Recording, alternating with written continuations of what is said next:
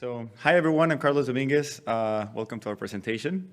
Today we're really excited to share some of the details on all the advances that we've done in the game ecosystems to bring games to Windows and Snapdragon.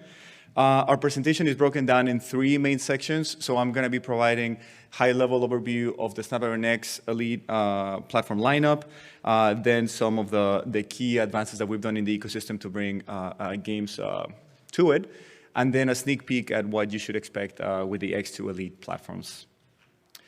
From there, I'm going to hand it off to John, who's going to go more into detail on like if you so choose to come to native to our platform, what kind of benefits you could see.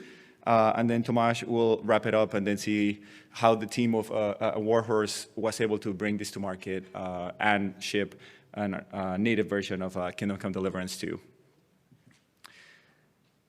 So to get started, so Qualcomm has been in the PC business for several years at this point, but I would say that probably around like a year and a half ago when we launched the Snapdragon X Elite platform lineup, that's kind of like where gaming became much more capable or viable in these devices.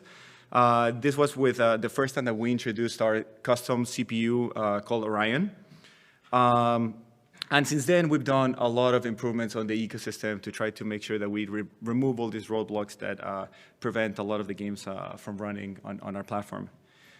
So a few of the highlights is our, so we are well over 80% game compatibility at this point, and this is just based on our ability to test games, so we're well over 3,000 games tested, so it's a really good amount of games that we've enabled. And that's like a combination of now we have recurring drivers that we ship out with both compatibility, just getting games to work, and then also performance optimizations on top of that. We work with at this point, all the third-party commercial anti-cheat vendors to ensure that all these kernel drivers are ported to our platform and are working. Most notably, the latest with Easy Anti-Cheat, which enabled a lot of key games. We also released our Snapdragon Control Panel. It's our companion tool for the driver, which will give you information when you need a new graphics driver. And then we have it detects your game library, can legit tinker with a few graphic settings, and we have a really good roadmap on features that we're really excited for as we move on to the X2 platform lineup. So that's all paving the way to what's coming. So about October in our summit, which is kind of like our conference where we announce a lot of our new products, we announced the X2 Elite and X2 Elite Extreme lineup. So at this point, you should expect these devices to hit the market in the first half of 2026. So today I was just going to share just very high-level overview from a game developer perspective, what to expect, especially generation over generation. So just starting with the CPU, so as I mentioned before, we're using our custom Orion CPU. You will expect better performance, as you can see here, like 39% faster performance, 39% less power. But I think the main thing from a practical perspective for you all will be that when we shipped the Snapdragon X Elite device, we had basically all prime cores. So we had the clusters of 4, and depending on the platform line, you would have different set of like clusters. But as you can see here, now we have 2 types of cores, and that's something that we're going to go into more detail when John starts presenting. We have prime cores and we have performance cores.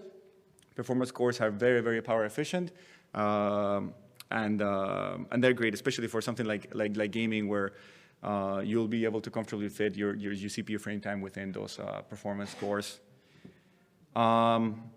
Now, if we go into the GPU side, I would say that this is arguably the biggest leap for us in terms of performance. So we introduced our new Adreno architecture with this device, and one of the most notable features is that we now have the concept of slices. So a slice is basically like a micro GPU, and it allows us to basically scale the GPU from like, I don't know, 1, 2, 3 to 4 slices. And it also allows us to parallelize a lot of the work that used to be the bottleneck in the previous platform, like geometry processing. What we're seeing in practice across multiple range of games, we're seeing about like 2.3x performance improvement which for us is like, it's amazing. Like, it's definitely a generational leap in performance, where before we were targeting, let's say, like 1080p or like 30 FPS, we can now target 60 FPS, higher quality settings, medium to high. And of course, like now with X2 Elite, like we do have full support for DirectX 12 Ultimate, so you should be able to, from a feature perspective, use all the features that you would expect from 12.2. Coming from Qualcomm, of course, like one of the biggest focuses for us is power. So all of this is with really good constrained like power envelopes in general. Also, since we have a full system on a chip, it's more than just the CPU and the GPU. So there's a bunch of other connectivity related stuff that can be leveraged. And also for AI, we still have the best NPU on the market right now. So it's the Hexagon NPU. And we do have a really good line of devices. This is going to be my last slide. That are going to start popping up in the first half of this year, as I mentioned before. We're really excited about it, and hopefully you can get your hands on them and start porting your games for the platform. And with that, I'll hand it off to John. Yes. Thanks, Carlos. Hey, everybody. So something that's really crucial to Snapdragon's compatibility with games is the Windows support for x64 emulation. And the reason this emulation layer is so important is because Snapdragon processors natively read and execute ARM64 instructions, not x64 instructions. x86 has decades of maturation in the Windows PC space, so to support that ocean of existing software and games, compatibility is a must. But emulation presumably might come with some overhead cost. And so throughout the rest of this section of the talk, we'll be examining the implications of emulation overhead on game performance, what kind of performance wins you could expect by compiling your code for native execution instead, and then handing it off to Tomasz from Warhorse, who will show what happens when these things are applied in practice. So here's a quick look at how work created by an x64 game's runtime flows down to the Snapdragon processor.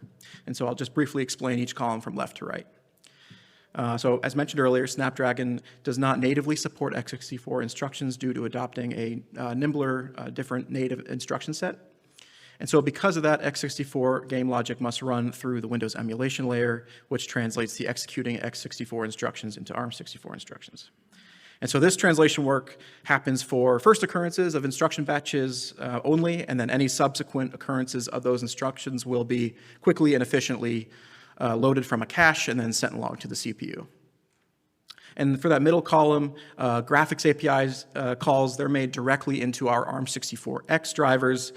And ARM64X is just a native binary type that can be called on by x64 and ARM64 code. And this just means that graphics driver performance runs at native speeds for all applications.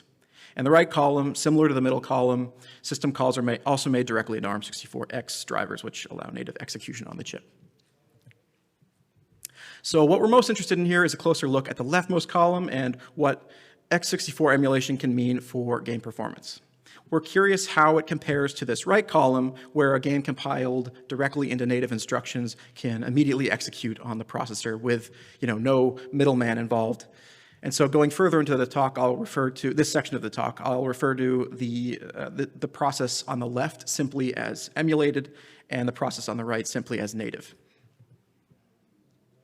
And just before I go any further, I just want to clarify any performance data shared in this section is conducted on an X2 Elite 88100, whose specifications are available on our website. Just important to mention because within each chip generation, there can be several variants with different clock speeds and core counts, which can introduce variance in performance results. So just good to clarify up front. So let's run some benchmarks to get an idea for the performance characteristics between emulated versus native execution. Here we create a benchmark that generates a compute-bound synthetic workload on the CPU. The workload in this benchmark is evaluating something very computationally heavy, just something to create a lot of work on the CPU to look at performance and data. It's to give information on the actual workload itself, it's just a triple integral representing the volume of the unit sphere, and this is just brute force evaluated with respect to a specified number of integration samples. And so we just evaluate this triple integral and then compare it to the analytic solution just to validate that it ran correctly. And we'll restrict the benchmark execution only onto the 2 prime CPU clusters on Snapdragon to evaluate maximum performance. So we ran the benchmark 50 times with 1 billion integration samples per run and report the average. The benchmark is also multi-threaded to show how the performance improves as the workload is distributed across threads, with each row representing the thread count, the increasing thread count, rather. And as we can see, the performance gain measured for this benchmark between emulated and native execution is quite noticeable and can be estimated at around a 30 to 40% improvement. And so that's a very compelling performance advantage, but it's important to keep in mind that this estimate is only representative of a theoretical maximum for a benchmark app that's specifically designed for a compute-heavy workload. So real-world games and apps have various performance-limiting factors aside from compute alone, such as memory access, latency, disk access, GPU bottlenecks, that's just to name a few. And so for that reason, we probably should expect a real-world improvement that's somewhere under this 30% mark for real games. And also, here's the table charted on the right for better visibility. And by the way, just a quick reminder, when we're talking about compute times or frame times, the lower the better. And one interesting observation I wanted to point out, one observation that we can make is that native execution appears to nearly be able to do the same job in half the number of threads as emulated execution. Okay, so let's take a quick look at power usage differences for this benchmark as well. By measuring chip power over execution runtime, we can compute some interesting data in the last 2 rows, like samples per watt and theoretical max samples on battery power. And so for this table, we reran that benchmark with 10 billion samples and test native and emulated execution on both prime and performance clusters. And here's a truncated view of the table from the previous slide with a focus on emulated prime cluster execution versus native perf cluster execution.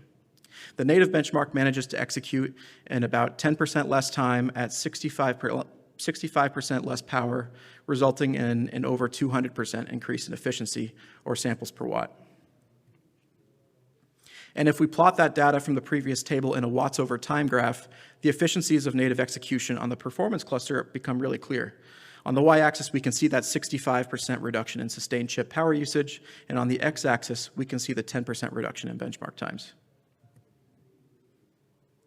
And I also added to the chart the native performance on the prime cluster, and unsurprisingly, we can see that it is far faster than both native execution on the perf cluster and, of course, emulated execution on the prime cluster.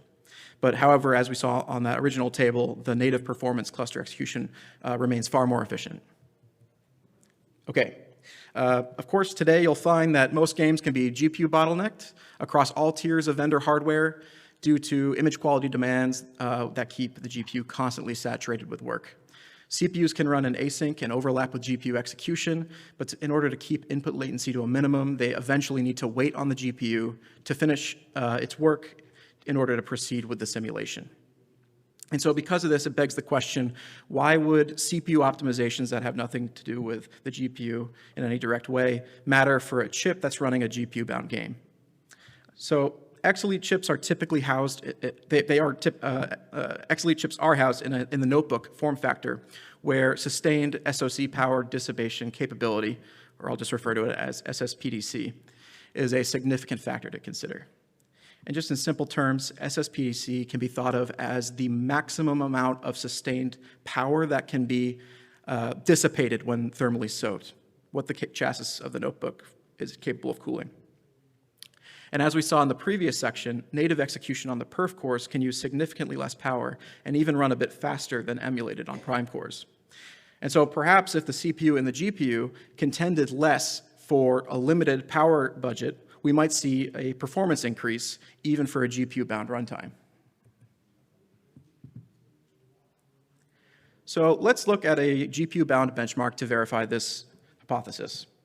We made this simple benchmark in Godot Engine 4.6, rendering the Amazon Lumberyard Bistro scene with some basic voxel GI, volumetric fog, and other post effects. This benchmark is firmly GPU bound, and that's something we've confirmed through profiling. However, we have also used Godot's native integration of the Jolt multi-threaded physics library, where we simulate several thousand rigid body spheres in order to produce a CPU runtime that could contend with the power budget.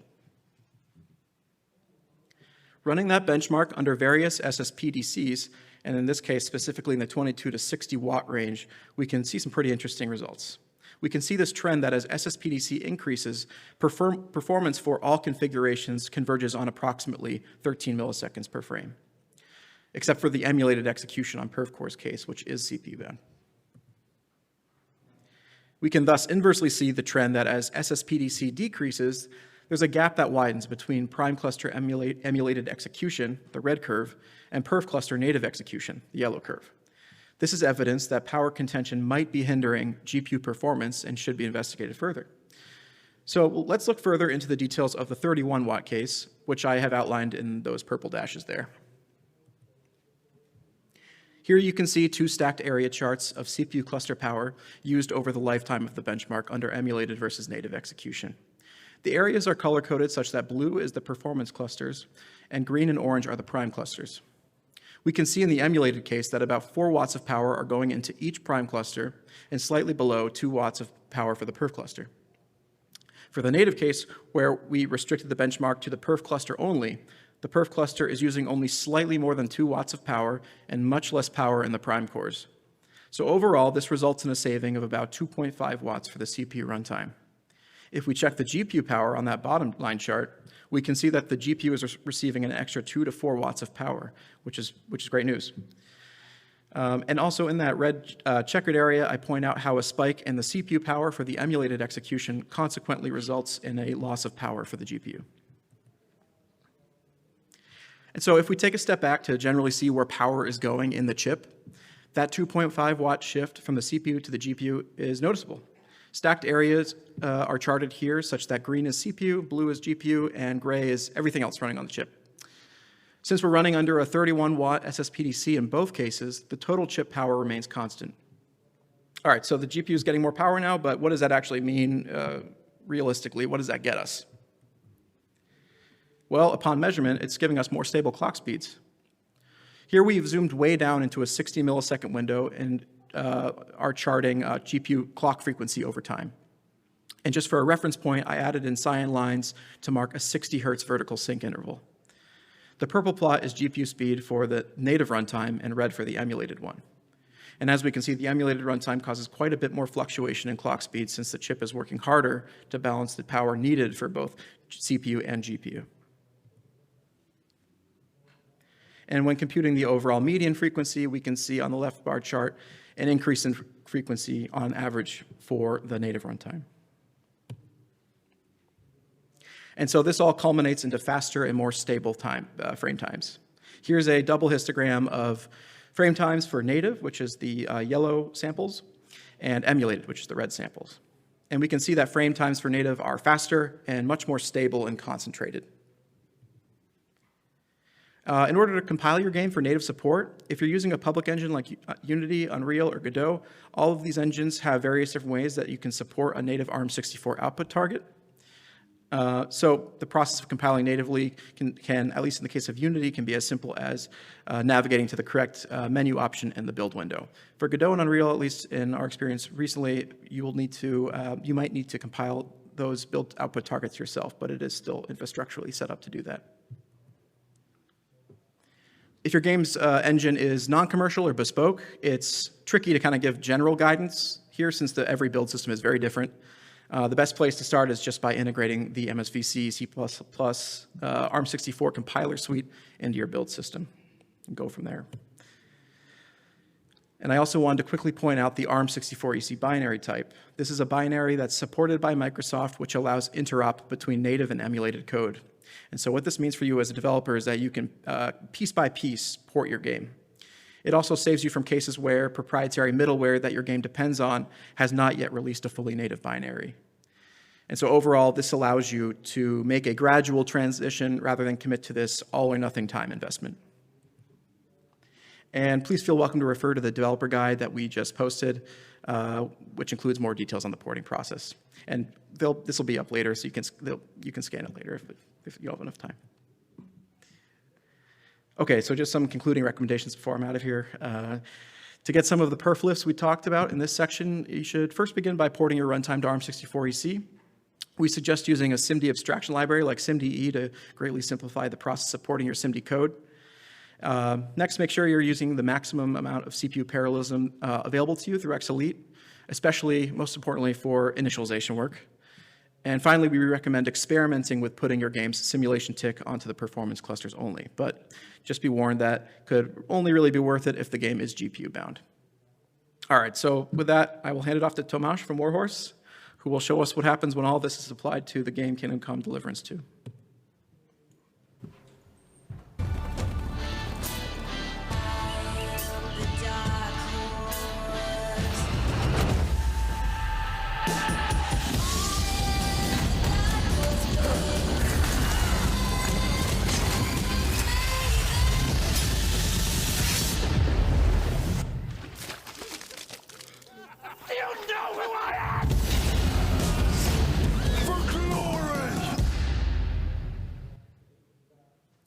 Well, thanks for the intro. My name is Tomasz. I'm lead engine programmer at Warhorse. I will just start with a quick question. How many of you guys have played Kingdom Come? Well, it's like some of the audience. So I mean, I guess you all know, or at least the guys that played the game, that we are really focused on having like a believable simulation of the medieval world. So every NPC in our game has their day cycles. We also have larger cities, large-scale battles. Like everything is packed with content. So that's why we consider ourselves being like a simulation heavy, CPU heavy game. You know, to run KCD, we use a modified version of CryEngine 5, which is mostly written in C++, but we also have some high-level scripting languages written or put on top of that. I would say, as many other today engines, CryEngine is heavily multi-threaded. We modified it in a way where we can offload like big chunk of the work that has to be done every frame to multiple threads. There's still one main thread that governs the frame.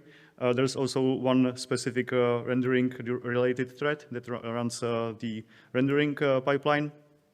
But as I said before, most of the actual heavy lifting work is scheduled on worker threads. So all of the animation, all of the movement, calculations, skeleton updates, occlusion culling, even the rendering itself, I mean, by rendering, I mean command list recording is happening on the job system. But also in our case, since we are really AI-heavy game, we also run the AI and the entity updates on the jobs. There's also some lower-level, long-running threads in the background, like sound generation, physics, and streaming. So here we have like a screenshot of how our job system profile can look like on a 10-core system. We allocate one core to main thread, one core to the render thread, and there are 8 other job system workers that are occupying the rest of the available CPUs. I think this screenshot was taken exactly from the hardware we had at our disposal for doing the port. It is the current or the last generation of the Snapdragon X CPU. So that's something you can buy, but you know another generation is coming this year. So yeah, we will maybe see even better results after it's public. To benchmark the effort we did, we used like a standard benchmark we used for most of our CPU and GPU profilers.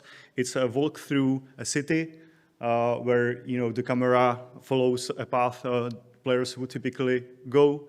And as you can see on the screenshot, there is a lot of NPCs going around you. All of the NPCs are really heavily simulated. You can do crime, you can do anything. That's why we use that for the benchmark, because it's a really like CPU intensive scene. So let's jump straight into the most important slide of the presentation. Here we have, since visualizing the what are the impacts for the job system, it's much more complicated. We just chose showing you those two important threads, main thread and render thread. And as you can see, we have a clear winner here. The native version runs faster through basically all of the frames in the benchmark. That's great. If we condensate the information from the previous slide to another slide, showing you the median of those frame times, the difference is substantial. Again, the lower is better, and there is a clear winner in both of those threads. Also, as John mentioned before, even for GPU-bound games, the CPU optimization can help you, speeding up the GPU, because the GPU competes with the CPU for the power dissipation. So we haven't done anything to the GPU side. We just use the same code that runs all the shaders. Everything is the same, and we still got more than 2 millisecond boost on the GPU, basically for free, just by doing the CPU optimization. The games don't just run. They have to start. They have to load a save. If you die in the game, you have to restart from the last checkpoint. If we are talking about large-scale games like KCD is, the load times can go pretty high because there's a lot of state that has to be restored or loaded. And in our case, when running the emulated version, the game can take up to 50 seconds from the start to the actual gameplay. And after doing the optimization and compiling for the native binaries, we can go back to 36 seconds, which is much more bearable for players. So on every front we used, we tried. There's significant performance gain. It's almost the same 30% John hinted in theory. So we can verify that in practice. That's cool. Also, it's good to mention that by doing those optimizations, we were able to beat the 30 FPS mark. So you can play KCD on a usable frame rate, even on such laptops, which is another great thing. To quickly address the GPU performance, in our case, the GPU bottleneck comes from the large amount of pixels. The game has to render, requiring you to output the GI and all of the high fidelity today's effects on large resolutions. Typically require upscaling. So even in this case, we used upscaling. We used two-stage upscaling. The first stage was done using the SGSR, I would say, smart upscaler. And the second stage was done just by linear upscaling to the native display resolution. Well, so since we have our performance done, there are several other things you have to address, or we had to address in our case. So core parking is something the operating system can do to either save power or when the chip is too warm.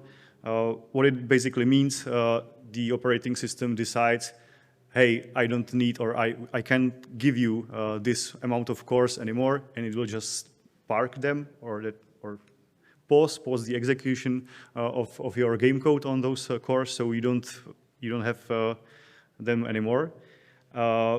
And that can cause trouble because typically you initialize your game engine in a way where you query the operating system how many cores are there available, and then you allocate threads for the amount of cores you have.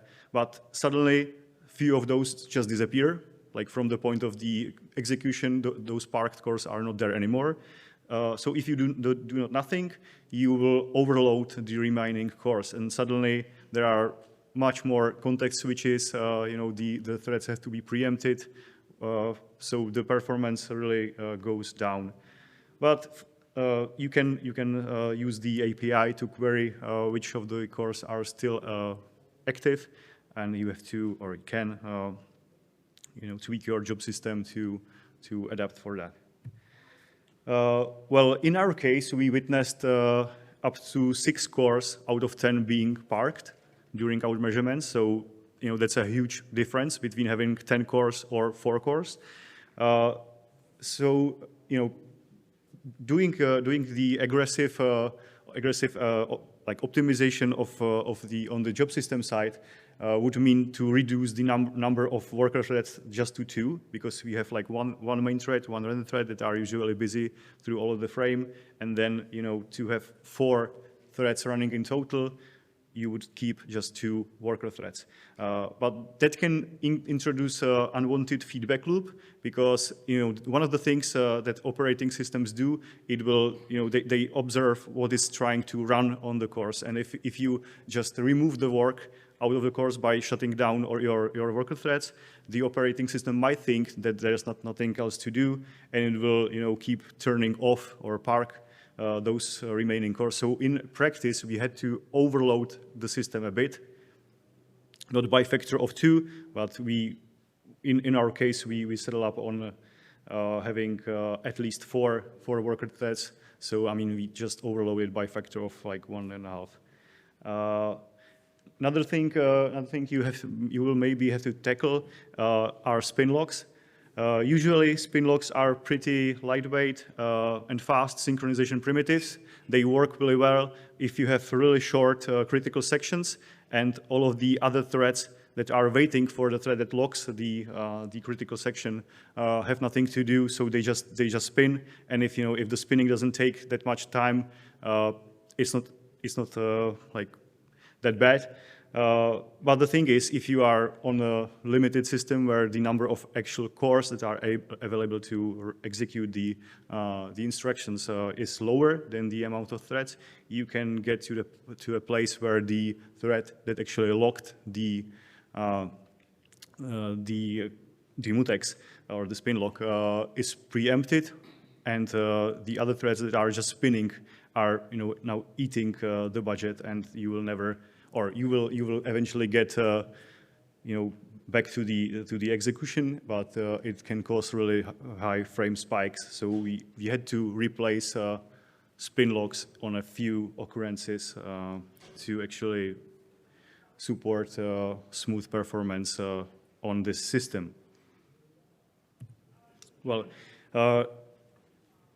last but not least, currently any distribution service, like none of the distribution services I know support packages or SKUs for ARM. So you have to ship like one SKU, one package for x86 and ARM, and then you have to do the detection in runtime. What we did in KCD was we already had like a small, slim launcher application that just does some like initialization of system variables, parsing command line arguments, and then it loads the actual game DLL where most of the code is contained. So we extended that, so the launcher detects which platform the binary is actually running on, and then you can just by that select which DLL is going to be loaded. So you can have like one package uploaded to Steam, for example, with one exe file and 2 different DLLs for 2 different platforms. You are done. But you have to you do it on your site, on the, like, I would say, like the application layer, not the game distribution layer. 2 more notes. Since Windows on Snapdragon isn't the first, first ARM application or first ARM hardware in the wild, typically most of the mobile phones have ARM processors. So if you are going through the C++ definitions, there are already several ARM preprocessor macros that are defined for mobile. So don't confuse that with Windows on Snapdragon. So if you are, if you want to detect the actual PC version of ARM, not the mobile version, you have to use those, not the other ones. Also, if you are doing profiling on laptops, typically thermal throttling can skew your results because the cooled down hardware will run the benchmark much faster than the actual like warmed up version. So in our case, we had to insert like a short break between each run of the benchmarks to, be fair. This is like a handbook for everybody who wants to port their projects, their games, their engines to ARM. I will just go through like a high-level overview of each steps we had to do in order to be able to ship KCD on ARM, which, by the way, is already there. So if you download KCD from Steam these days, you will get the native ARM version if you have the ARM laptop, if you have the ARM laptop. So first thing, as John mentioned, you have to install a compiler and a toolchain. This is the name of the toolchain in Visual Studio. You have to add a configuration to your build system. If it's CMake, other make systems, you have to, make it compile your for the ARM version. Also, if you have any vector intrinsic instructions written in the code, you don't want to manually rewrite everything for ARM. But luckily, this is the greatest thing that's on the internet. You will just download it from Steam, include, and it will just replace every CMD instruction by the ARM counterpart for you. Job done. Then you have to use the right defines to detect the ARM specific code in your code base. Use those too. And then you should be able to compile the product. So right now, in theory, you should be done, but there are still a few steps ahead. So you have to do the launcher, because otherwise you are not able to ship the game without messing up with the x64 binaries you already had, I guess. You have to probably do something about the core parking issues. You should implement SGSR upscaler, because it is the most performant upscaler we have for Adreno GPUs. And last but not least, you should profile, because you have to verify if the effort you are trying to put into that is actually doing the things you are expecting it to do. So thank you from me, and I think we have plenty of time for Q&A.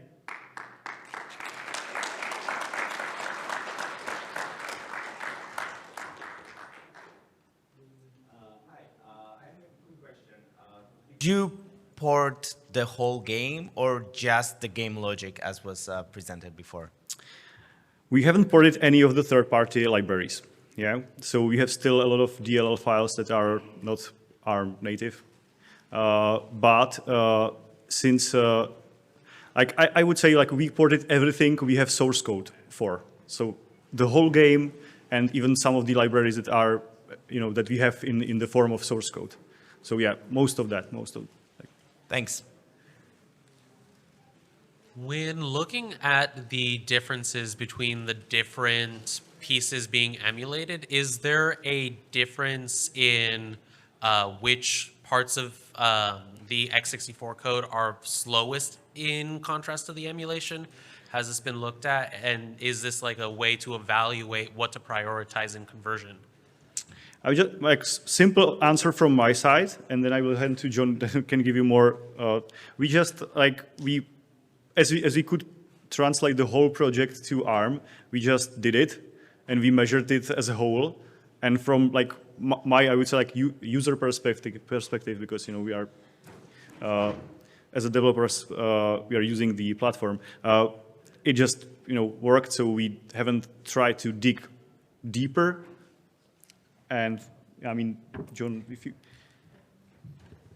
Sorry, could you restate the question? Sorry. Yeah. Has there been like a evaluation between the different instructions in x64 being emulated, and is there like a delta between certain instructions that have easier matching? On an instruction basis. Yeah. It's a good question. I have not done that myself, but I'm curious now, just like you, to look into that a little more, because there might be others at Qualcomm that would know the answer to that, and maybe I could try and find that person. But me personally, I have not done that kind of investigation, but I would like to. I would be curious to see, because maybe that would inform like, okay, we can still use the same third-party library, but maybe we're going to use a different solution in that third-party library that might avoid some of these things that are slower. Yeah. Yep. Thank you. Yep. Any other questions in the room? Great. If not, these guys will be around at least for short term. If there's any interpersonal or off-mic questions you want to ask. Wanted to give a big thank you again to Tomasz Barak, John Parse, and Carlos Dominguez Caballero. Please, one more round of applause for them. Thank you.